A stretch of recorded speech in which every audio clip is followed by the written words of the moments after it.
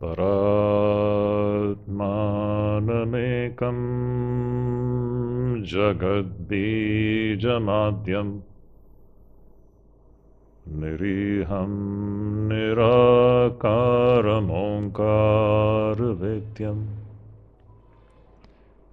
yato jayate palyate yena vishvam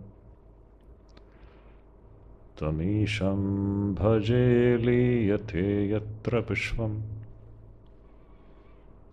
Hari Om Tat Sat. Hari Om Tat Sat. Hari Om Tat Sat. Dear devotees, today we are meeting after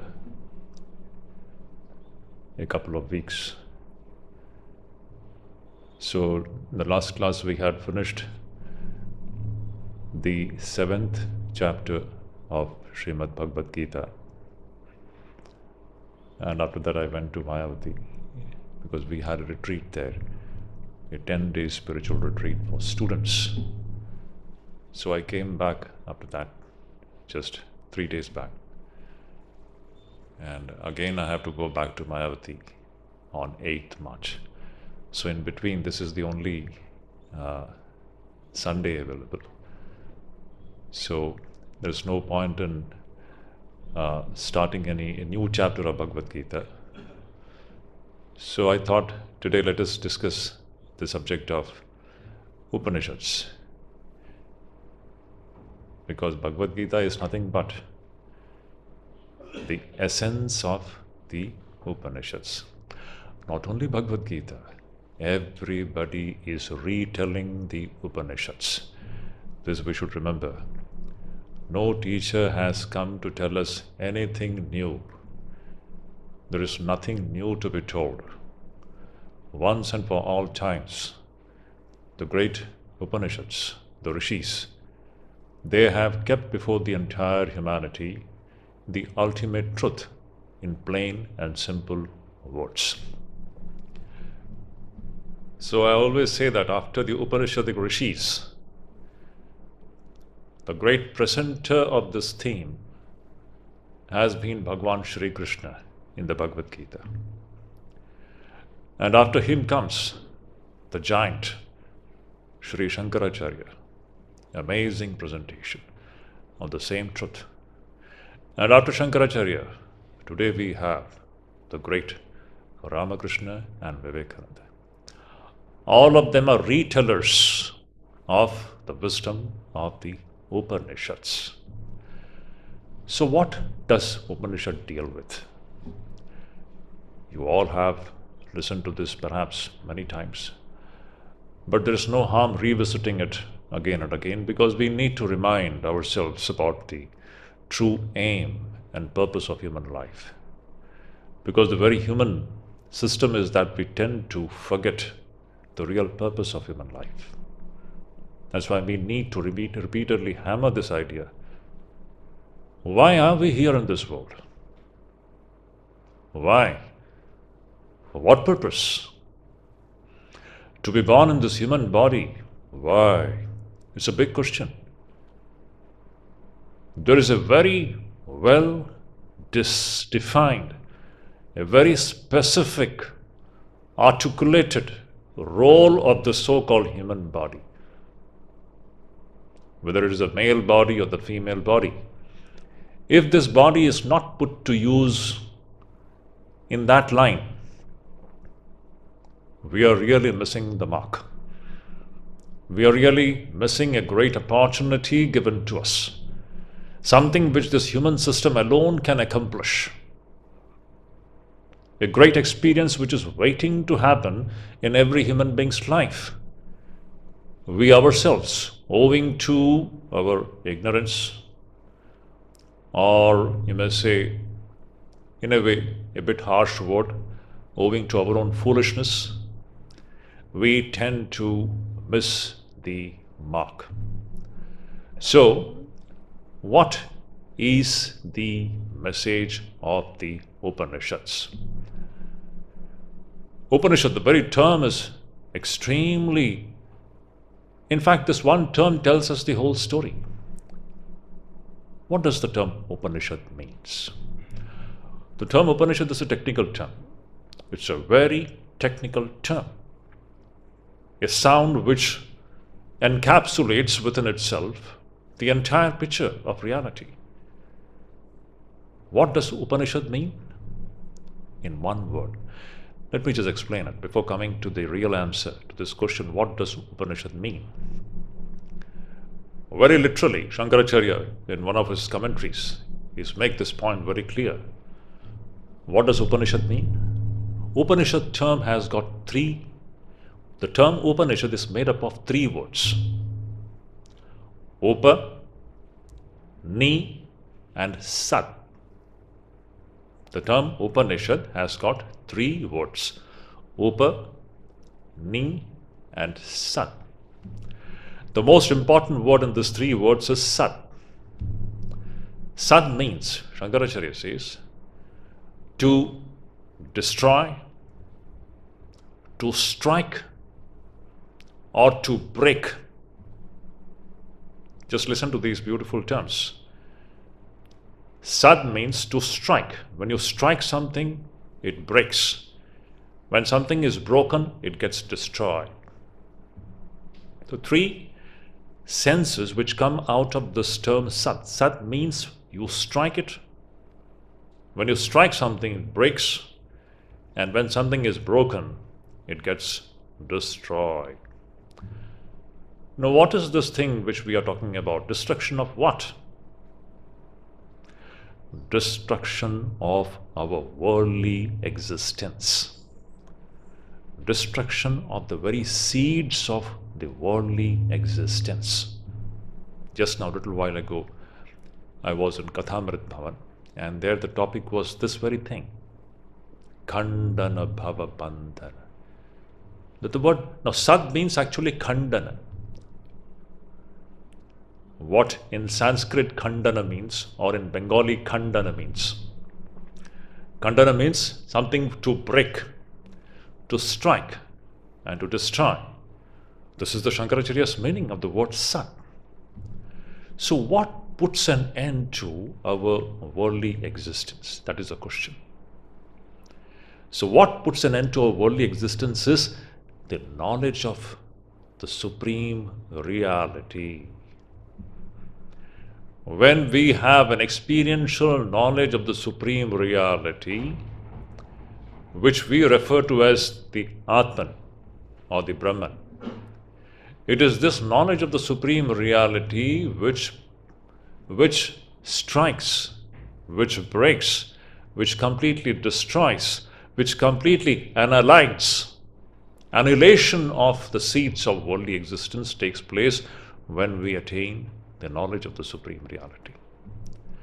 If this knowledge of the supreme reality is what is known as Brahma Vidya or Atma Vidya. It is the Vidya, it is the science of knowing one's own self, Atman. It is this Atman which we are referring to by different terms called Bhagavan, Ishvara, Parameshvara, Paramatman. These are all different terms which are all indicative of our own true self, nothing else. What we are actually looking for in and through this entity called Ishvara or Bhagavan, that entity is not someone who is distinctively existing from our own self. It is our own self.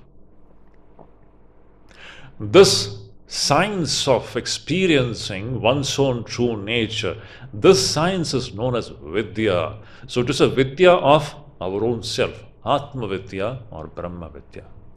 So Upanishad literally means what? Now we have seen the meaning of Sat. Sat means to strike, to break, and to destroy. And Upa means to go close. Upa means to go close. We go close to someone. And Ni means what? With all resolve, Nishchaya. When we go close to something, and we go close with all resolve. Now, what is that thing to which we are going closer? Brahma Vidya, Atma Vidya. When we come closer to this Atma Vidya, this Brahma Vidya, with all resolve, what will this Atma Vidya do is, it will put an end to the seeds of our worldly existence. So see, this very term, Upanishad, is such a beautiful term which tells us the whole story. So Upanishad, literally speaking, it doesn't mean book. Technically speaking, we have presently 128 Upanishads available. And they are all in the book form. So these are 8 Upanishads. So is Upanishad a book? Literally speaking, not. Upanishad is not a book. Vedas, let all the Hindus understand. This great Hindu Sanatana Dharma, the like of which is not there anywhere. Let us make this point very clear. This system doesn't exist in any other religion. This Mukti ideal, this is the speciality of Hindus and Hindus alone. It cannot be equated with any other system, with any other belief system. Swami Vivekananda and Shankaracharya were the proud preachers, the greatest preachers of this eternal, universal, the science of the Atman. God not somewhere up in the sky, beyond the clouds, where we go after death. Swamiji says these are all good for kindergarten children. To use a very harsh word, Swamiji says these are good for undeveloped brains, he says. You can fool children with these ideas that God is somewhere up in the sky and there we go after death, all these ideas. The real thing is what? It is one's own self, the Atman, the Upanishads. So, when we approach this great science of Atma Vidya, what this Atma Vidya or Brahma Vidya is going to do is that it puts an end to our worldly existence. Now, what is this worldly existence? Worldly existence means our existence in which we find ourselves to be limited in this body-mind complex. Somehow, very mysteriously. It's difficult to go into the details of all these things in one lecture, but somehow, let me just use this term, somehow, very mysteriously, inexplicably, somehow we have become identified with this so-called the physical structure. And we have taken it for granted that I means this so-called physical body. And the moment you get identified with this body, then of course all the problems proceed from there. Body, it can be male body, it can be female body. And once we are into the body idea, the man, woman idea, and then the whole chemistry starts from there. The network of getting trapped into something which is not actually existing. Again, I repeat these words. It is a network, literally a jal. To use a Sanskrit term, it's a jal. In Bengali also the word is there, jal. It's like a jal, it's a network. It's a network into which we are very smoothly, inadvertently getting trapped. And the starting point of which is what? This body idea. This is what is worldly existence. An existence or an experience of something which is not actually existing. Now many questions will crop up. Every question or every statement or every proposition leading to further questioning. Does this body really exist? Does this world which we are experiencing through our senses in the body really exist? Many questions will crop up, one after the other, and we have to find the answers to it. These great masters, they can give us a direction, show us the direction in which we have to exercise our thought processes. But the real exercise has to be done and instituted by everyone, himself or herself. We have to find the answers for our own self. So, does the world as we are experiencing, and the very idea of man and woman, human beings, living beings, the technical term used by the Upanishad is what? Jiva. Is the Jiva really existing? Or is the world really existing? This is a very big question which we have to find an answer to. And when we start the investigation, then you will see that slowly the veil which covers the truth will begin to disappear. The more we get into this Atma Vidya, that covering which is hiding the supreme reality will tend to slowly move away. That is what is the meaning of Upanishad. Shad means to destroy. Destroy what? This worldly existence. This existence in which we have taken it for granted that I means this body. And in and through this body, whatever I am seeing, it's all absolutely real. This questionable idea with which we have become habituated to live with, this will begin to disappear and truth will begin to manifest. This is bound to happen. This is what is the experience of all the great masters, and this experience is waiting to happen in our lives also. Now, once you become identified with this physical structure, body idea, once you become identified with this body idea, one thing is for sure. One thing is for sure. I can make a prediction about everybody, and this forecasting or this prediction, this Bhavishyavani, I don't have to go to an astrologer for that. And this Bhavishyavani is going to be 100% true. It won't go wrong. You know what is this Bhavishyavani? All of you are going to die, including myself, okay? The moment you get identified with this body, an inescapable fact of life is what? The greatest truth. You just can't escape this. No escape. Death is the biggest reality which everybody living with the body idea has to negotiate with. You can't escape it. Once you have become identified with this body idea, then the next thing which is waiting to happen, it seems as if it is very far away. No, please understand this point. It's not far away. This end of this body can come any moment. Our scriptures say this idea that this death is just like a shadow.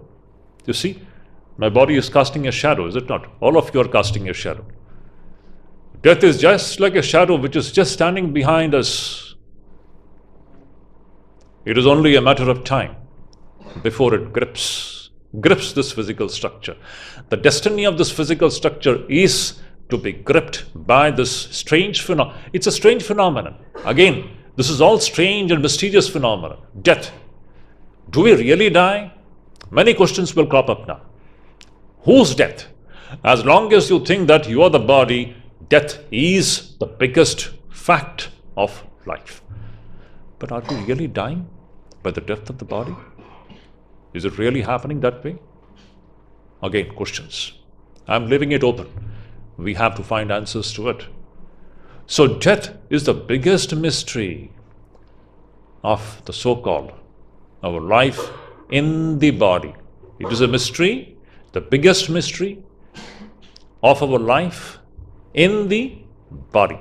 As long as we are associated with the body idea, death is the most mysterious thing. It confounds us, you see. Everybody is seeing death. And no one is understanding what is actually happening. We are all confused with the death of the person. Yes, we weep, we shed tears and all those things. But no one really investigates into what this is. It's not the time to just become emotional. Yes, we can understand from a human standpoint. Again, that's all the mysterious phenomenon which is going on. But death can be the greatest teacher. And this is what? Now today our main topic is lessons from the Upanishads. So one of the very beautiful Upanishads, which is very dear to Swami Vivekananda, Kathopanishad, starts with this very questioning, in which the questioner is a very small boy called Nachiketa. Where Nachiketa is asking this question to his guru, who is the Lord of Death, Yamaraj. And it is such a fascinating question. This is the one question which should trouble every so-called human being. Because unless we find answer to this mystery just will remain as a mystery. It is not going to be resolved. So what was that question which Kathopanishad, in and through the Kathopanishad, Nachiketa asked? The question was, in Sanskrit, let me tell you, so beautiful. Yeyam prete vichikitsa manushye astiti eke nayam astiti chaike. Beautiful statement. Yeyam prete. Nachiketa is referring to a dead body. It is such a most fascinating thing is the dead body. A body of a person from which the prana has left. Where did this person go? Was that person, when he or she was alive, was that person the physical structure? Have you ever thought about it? The physical structure which we just throw it into the flames, is it not? If that person was just the physical structure, why is that we are throwing it into the flames? And where did this person go, who was a little while ago talking and moving and doing all kinds of things? Now that entity has left this body. Here there is just a physical structure, a gross structure lying there on the floor, totally inanimate, without any animation in it. What happened to it? What existed a little while ago inside it, and in the absence of which this physical structure is totally like an inert piece of wood. What happened to it? Now this was the question which Nachiketa was asking to Yamaraj. Just imagine this, just look into the profundity and fascinating question which this small boy asks. This is the question which every human being has to ask. We are not asking the right questions. As human beings, our real questions have to be associated with the very problems of existence itself. Our questions to God is all about our roti, kapda or makan, to be speaking in Hindi language. Food, shelter and clothing, and bread and butter. We are only worried about bread and butter. Nobody asks the existential questions about what is life and what is death. Is there something left out when a person dies? So the whole Kathopanishad starts from that beautiful questioning, and the whole of the Kathopanishad is the answer to this amazing question which Nachiketa presents to Yamaraj. Anyway, so death. And as long as we are associated with this physical body, then there is a birth, there is a death. These are the two points. Birth is one point, starting point, and death is the another point. And in between this birth and death, we have a series of experiences. Everybody is going through it. A small baby is born, just imagine. Just out of the mother's womb, fresh. How does it come out? Does it come out laughing? It comes out with a big scream. Why? Have you ever seen a baby coming out laughing and smiling? Oh, I've come back to the heaven. The child is in a difficult situation. It is exclaiming, where have I landed up?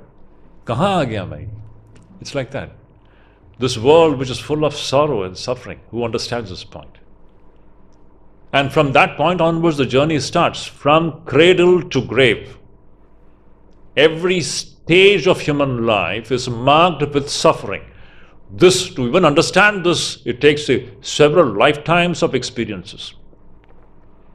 Most of us, we think that there is joy here. There is happiness here. Now, these are all very, very moot questions. Is there real happiness and joy in this world? In this physical existence? It's all question. I'm not going to answer that. I'm just sowing the seeds of these questions, the questions which every person has to find out for. The answer to these questions have to be found out by our own self, and we have to come to a very convincing answers to it. Upanishads can show us the way to it. The Guru can show us the direction in which our thought processes have to go. So, from cradle to grave, a series of experiences keep going on. And we are in pursuit. Yes, this is also a fact. We are all in pursuit of happiness. Any doubt? We are all pursuing happiness. Everybody wants to be happy in life. Everybody. Is there anyone who wants to be sad and miserable? No one. No animal. Not only human being. No living being wants suffering in life. We all want happiness and joy. But we are searching for happiness and joy in a place where it is actually not existing. Now, this is again a mysterious phenomenon. Everywhere you will find this one inscrutable, a mysterious things intervening, as if it is covering our eyes. It is hiding a great truth, and it is deluding us to believe that in this physical existence there is joy and happiness. What is that mysterious entity? I don't want to talk about it now. Perhaps I won't talk in today's class. But let me tell you, there is a mysterious entity which is making us believe that you are going to be happy in this so-called physical existence, which literally speaking never happens and which can never happen. This is a wild goose chase which is going on here. It is a dead-end pursuit. You are chasing something which you never get it. And in this chase, we run and run and run. Your body will grow old. You will become tired. How long can you run? When the old age comes, you can't run anymore. But the desire still remains. The desire still remains. Then you can't run anymore. And one day death comes. And with the death, does the story stop? Again you are born in another body. Again the wild goose chase starts. And this is going on, life after life, life after life. This I am very fond of repeating, that great master's beautiful utterance, the great Shankaracharya's amazing utterance. What if awakening note it is? Anyone who catches the spirit of those words, he will become awakened.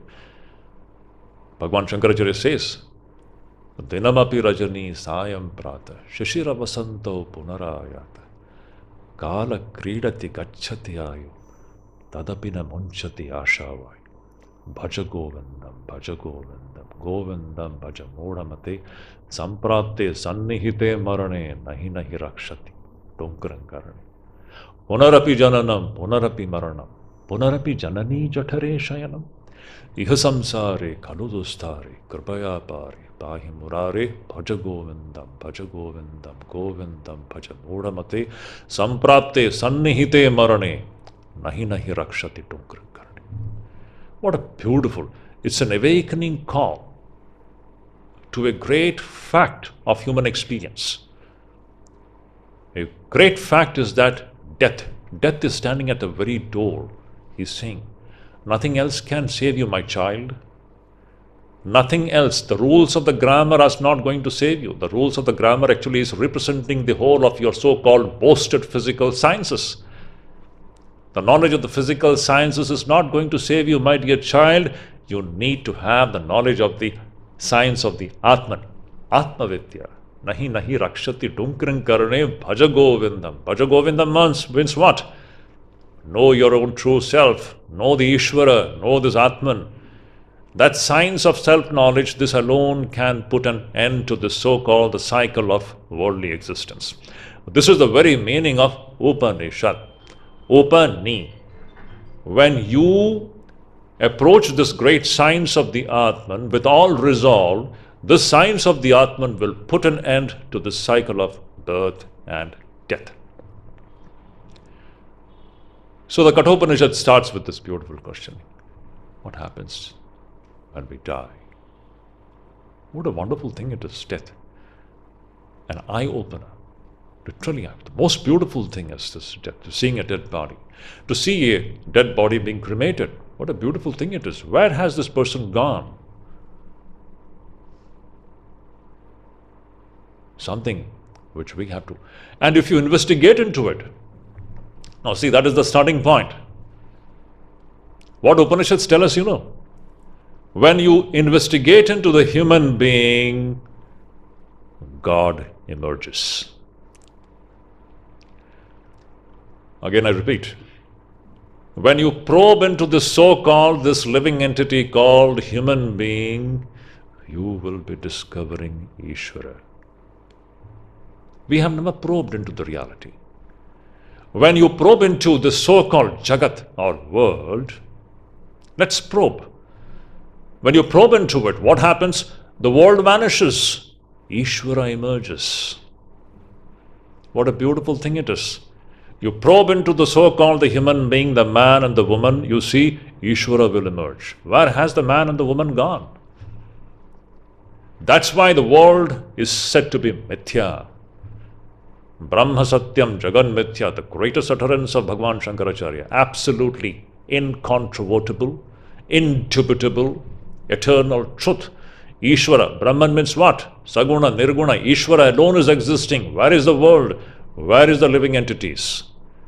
You probe into not only human beings, any living entity. You probe into it, you will discover Ishvara. You probe into the world, you will end up in discovering Ishvara. We have never probed into it. We are just satisfied with our so-called superficial physical existences.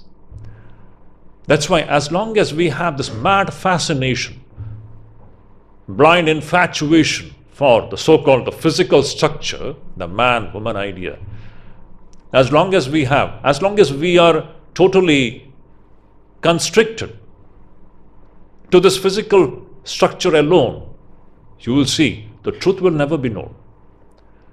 And we human beings alone have been given the capability to do this great probing. That is again a very inscrutable thing. A cow or a dog or a horse cannot do it. We human beings alone have the capability to probe into what this ultimate truth is. The most beautiful thing it is. So you see, this is the greatest fact of human life. Life and death, and in between all the stages of life, which is actually speaking marked by suffering, it is marked by incompleteness, it is marked by dissatisfaction. No matter how much physical pleasures you have in life, it all ends up dissatisfaction or not. This is the question. You keep on enjoying with your body and the senses, you will find that everything ends up with satisfaction or dissatisfaction. With tripti or atripti, we end up in atripti only. The human soul can never become tripta. Tripta means to become satisfied by physical indulgences. It is not possible. It all ends up in incompleteness. It all ends up in vacuum. So you will see in all the stages of human life, it is a chase for happiness where actually speaking happiness does not exist.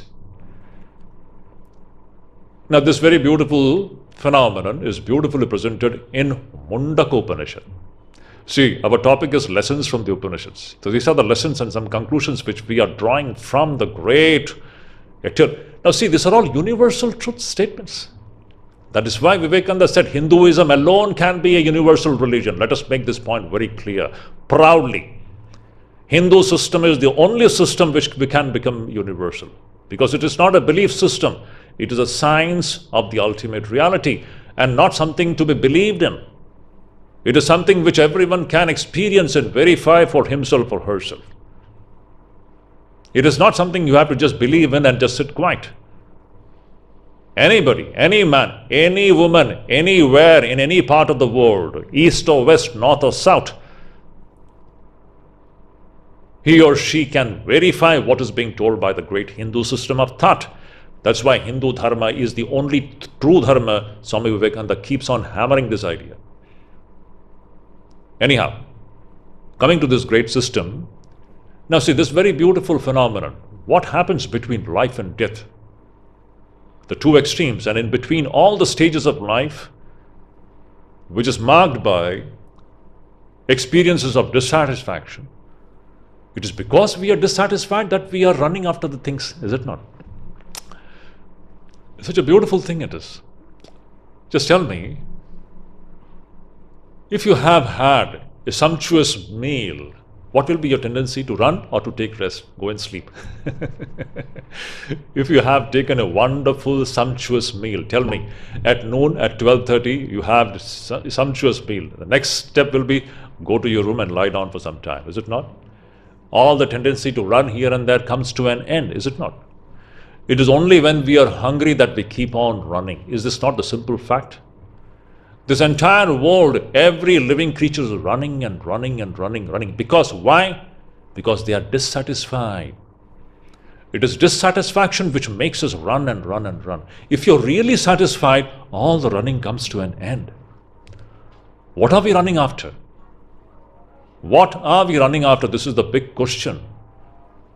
Whatever we are running after, let us make this point very clear. You are not going to get anything, actually speaking.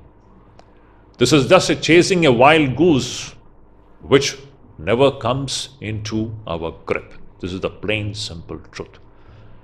So you see, if we are really satisfied in life, all this running after the things of this world comes to an end. And because we are dissatisfied, that is why we are running and running and running and running. It's happening. And the true satisfaction will come. The permanent satisfaction will come only when we know our own true nature and not before that. So this is what is now beautifully depicted in an imagery, an illustration, which comes in one of the very important principal Upanishads, which is known as Mundaka Upanishad. You all have heard it. Let us revisit it. Doesn't matter. The story of the two birds. It's not the story of two birds. It is your story and my story. It is every human being's story. It is every living creature's story. What a beautiful story it is. And that Rishi is presenting a beautiful imagery, and the imagery is that there is one bird there is a big tree. You can just imagine, you can visualize, there's a huge tree. And on the top of that tree, there is one bird sitting. On the topmost branch. There's nothing beyond it, okay? It's very symbolical. That higher bird is sitting in a position beyond which there is nothing. That is the ultimate. And that bird is sitting there absolutely majestically, glowing in the light of indescribable bliss, as if it doesn't want anything. It is sitting in its own glory. That is the higher bird. And just opposed to that, there is one bird which is in the lowermost branch. And that bird is just opposite to that higher bird. That higher bird is perfectly at rest and fully blissful, and this lower bird is full of restlessness and dissatisfaction. The story of two birds. So what is the nature of this lower bird? This lower bird, by its very nature, is restless. It is restless because it is dissatisfied. It is dissatisfied and therefore it is restless. And as long as it is dissatisfied, it is seeking satisfaction. Where is it seeking satisfaction? On the tree. On the tree. Where on the tree? The different fruits hanging on the tree. It wants to taste this fruit and be satisfied. So it runs towards one particular fruit and eats that fruit. It feels satisfied for some time. That satisfaction is a big delusion. We think that this fruit is going to satisfy us. It never satisfies us. In fact, it leaves us more dissatisfied. That bird is going and pecking one fruit, and momentarily it feels satisfied and it becomes quiet. Again, the dissatisfaction comes back. Again, it wants to go and peck and taste another fruit. It goes towards that fruit, it pecks that fruit. The earlier fruit was perhaps a good fruit, it was sweet, so it liked it. The second fruit which it pecks, it turns out to be a bitter fruit. And the moment you taste a bitter fruit, what is the reaction? Immediately you react to it, you become angry or you become dissatisfied or you become averse to it. In this way, this lower bird is restless. It is restless because it is dissatisfied. And because of its dissatisfaction, it is seeking satisfaction. Where is it seeking satisfaction? In the different fruits hanging on the tree. Some fruits are sweet, some fruits are bitter. It is going on tasting the sweet and bitter fruits hanging on this tree. And in this way, whenever it is tasting a sweet fruit, it is feeling good. And the moment it tastes a bitter fruit, it becomes sad. In this way, its story is what?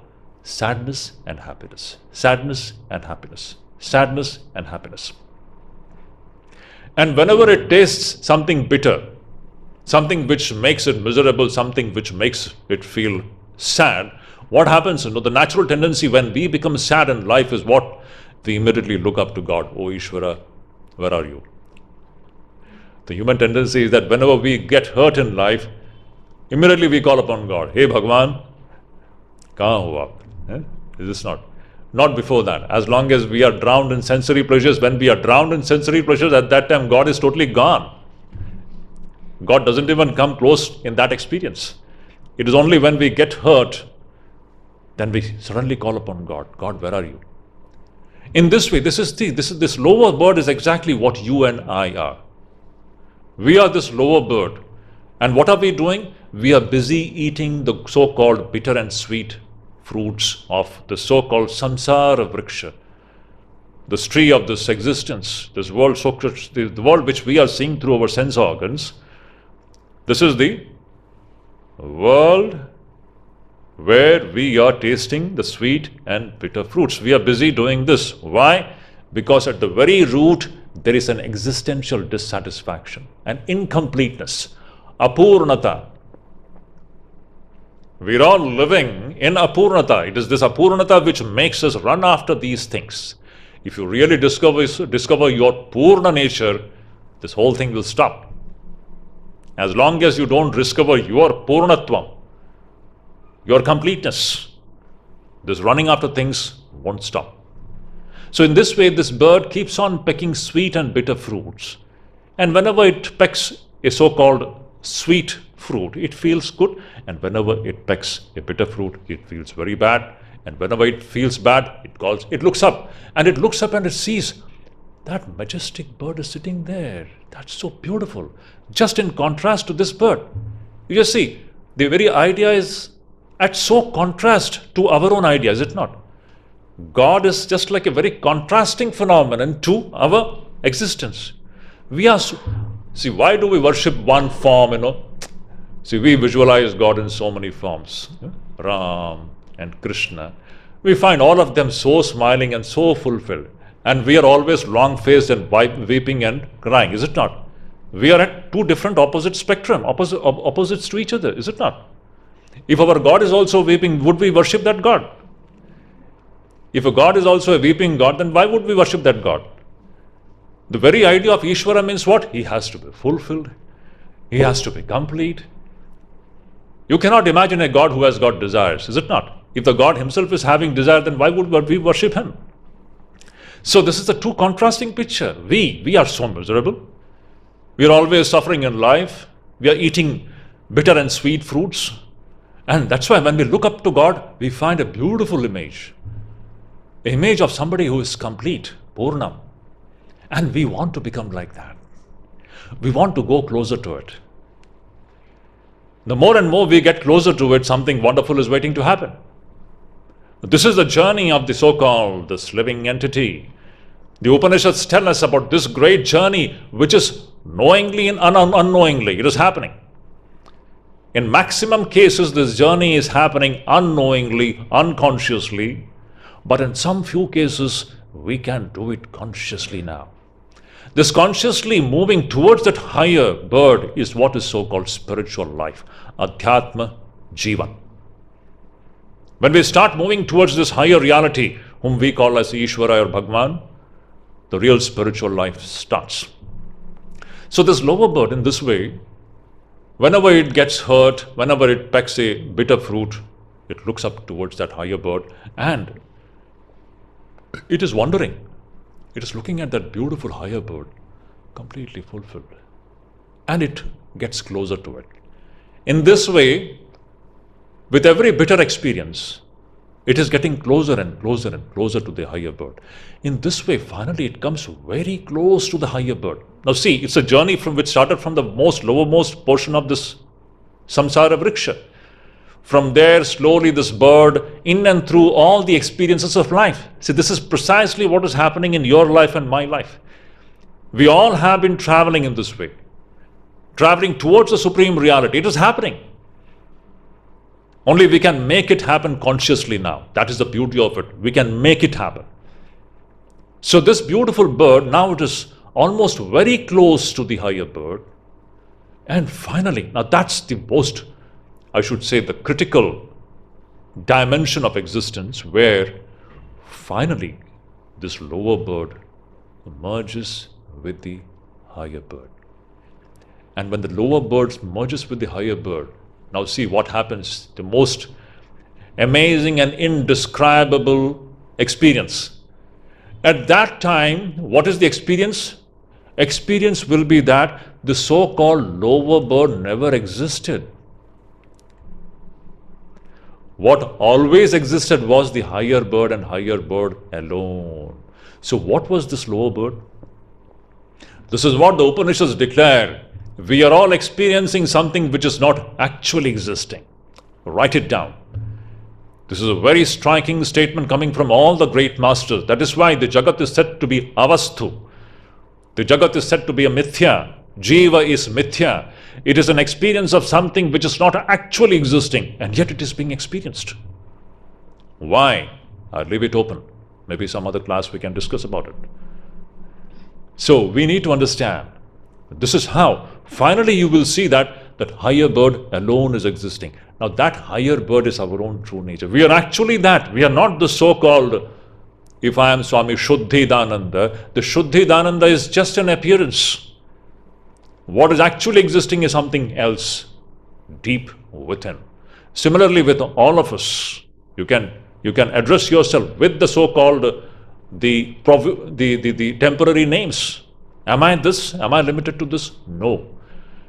If you investigate into your own true nature, you will see that supreme bird called Ishvara will be discovered, and you will realize the so-called, the small entity called Shuddhidananda or this or that, it never existed. Always it is God and God alone. Ishvara alone exists.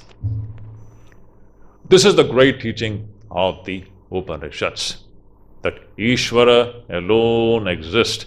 Brahman alone is existing. Saguna, Nirguna, doesn't matter. It is Brahman. If it is Saguna, we call it Ishvara. That's all. But whatever it is, Saguna or Nirguna, it is Brahman and Brahman alone which is existing. What we are referring to as so-called Jagat and world, it is nothing but Ishvara. We are not understanding this point. As I said before, if you probe into this so-called phenomenon of Jagat or the world, you will see that you will be discovering Ishvara. If you probe into the human being, where has the human being gone? The Ishvara emerges. If you probe into Jagat, where has the Jagat gone? Ishvara emerges. So this Jagat and Jiva is like two different coverings of Ishvara. What a beautiful thing it is. Jiva and Jagat is like two coverings. Coverings, whose coverings? Ishvara's coverings. And this covering is very mysterious. I leave this open to you. And now, if this is the case, now you see what happens. Now, Isha Upanishad makes a beautiful statement, and with that, I will conclude by this talk. This much is sufficient for today. So we have seen, we started with this session with what Katha Upanishad talks about death, the life and death phenomena, the so-called our empirical existence. And then we came to Mundaka Upanishad's beautiful imagery of the two birds, which is your story and my story, in which we see this bird, how it is traveling from a very low existence, and it finally ends up in discovering its own true nature, which is Ishvara and Ishvara alone. Now let us come to that most beautiful, one of the most beautiful Upanishads, Isha Upanishad. The very first mantra of this Isha Upanishad is what? So wonderful. What does it say? Isha vasyam idam sarvam yat kincha jagatyam jagat tena tyaktena bhunjita ma gritha kasya svedhanam. What a beautiful statement it is. It says, whatever we are seeing here, whatever we are seeing through our sense organs, my dear children, the greatest Upanishads say, it is Ishvara and Ishvara alone. In our ignorance, we are thinking that there is a world. In our ignorance, we are thinking that there is a man and there is a woman. It is only owing to the fact that we have not probed into the truth. If you probe into the truth, you will see that it is all Isha and Isha alone. And this is also the real meaning of renunciation. What a beautiful commentary which Shankaracharya makes there is something remarkable. So we all see, and one thing we need to understand, the whole of the Upanishad stands on this idea. What is the idea? Ishvara alone is existing, and that the idea that the world is existing separated from Ishvara is mithya. Again, I repeat, the central idea of the Upanishads is what? Ishvara alone is existing, and that there is a second entity apart from Ishvara, which is called Jagat, which is mithya. Such a Jagat does not exist. It is Ishvara and Ishvara alone which is existing. And the way to experience this Ishvara is what? The way to experience this Ishvara is what? Tyaga and Vairagya. Without Tyaga and Vairagya, no one can experience this Ishvara. It is not possible. So, now, when we talk about Tyaga and Vairagya, Shankaracharya makes a beautiful observation there in the Isha Upanishad. And what is that? What is real Tyaga? Is it physically running away from anything? The moment we talk about Tyaga and Vairagya, we are all scared. Vairagya is the most scaring thing for the so-called people of the world. Everybody is scared about that. In fact, that is the most beautiful thing to happen in life. We don't understand the value of it. What we are actually looking for in life, happiness, it comes through Vairagya and Tyaga and never through Bhoga. Bhoga is the mother of endless evils. Please understand this point. The sensory Bhoga is the mother of endless evils. It works like a poison. We don't understand this point. But the living entity has to learn through experiences. That is why. That is the story of the lower bird. That lower bird is learning lessons through Bhoga. And whenever it is going towards Bhoga, it is getting hurt. It is poisonous. And because it is getting hurt, it is looking towards Ishvara. So the path is what? The path is of renunciation. And renunciation means what? Is it running away from anything? No. The real heights of renunciation is what? Shankaracharya says, to see everything as Ishvara. When you begin to see that everything is Ishvara, when you inquire into the so-called Jagat, Ishvara emerges. The world is automatically renounced. The world is gone. This is the real Tyaga. To see that one divine entity in everything is the renunciation of the world. Please note this point. To see that one single reality, this Ishvara, you call it Ishvara, you call it Brahman, you call it Atman, doesn't matter. Divinity is at the core of everything here. Divinity is at the core. It is pulsating in every single atom. You break the atom, you will get Ishvara. You break anything, you will end up in Ishvara. You can't help it. This is Atma Vidya. This is the science of the Atman. This is the science of Ishvara. And when you begin to live with this idea that is Ishvara and Ishvara alone which is existing, you have renounced the world. This is the real meaning of renunciation.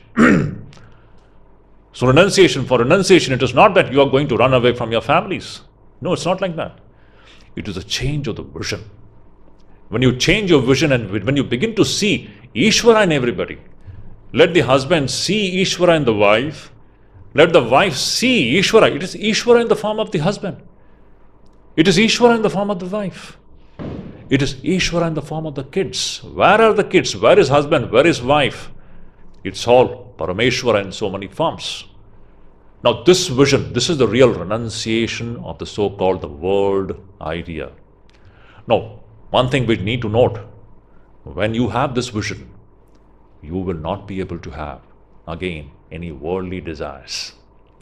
This is the yardstick. Otherwise, we may be living in all kinds of fantastical ideas. If you really have this vision that everything is Ishvara, you won't be able to have any worldly desires after that. Now, this is what Sri Ramakrishna represents. Now you look into Sri Ramakrishna's life. Not only Sri Ramakrishna, any of these great masters. Sri Ramakrishna is the recent manifestation of this great phenomenon which Upanishads talk about. You take into all these great masters, whether it is Shankaracharya or Sri Krishna, the great preacher of Bhagavad Gita, all the rishis of the Upanishads. I always take these four as the great landmarks. The rishis of the Upanishads, Sri Krishna of the Bhagavad Gita, Bhagwan Shankaracharya, and Ramakrishna. They all represent this great phenomenon that Ishvara alone is existing.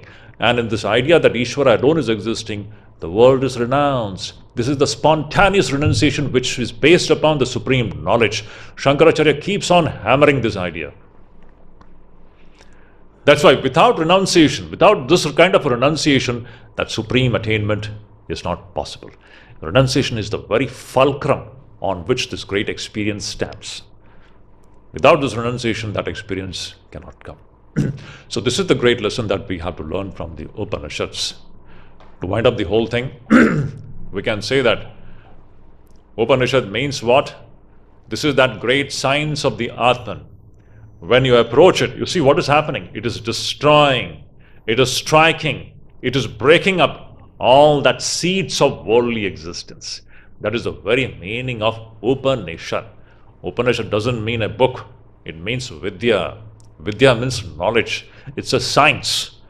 When we come close to this great science of the Atman, what it is going to accomplish is that it is going to put a permanent end to so-called the seeds of worldly existence, which manifests itself in the form of repeated births and deaths. That comes to an end. Therefore, the final message is what?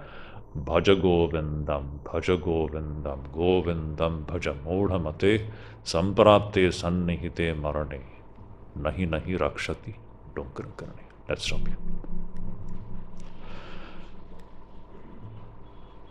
Om Shanti Shanti Shanti Hari Om Tat Sat.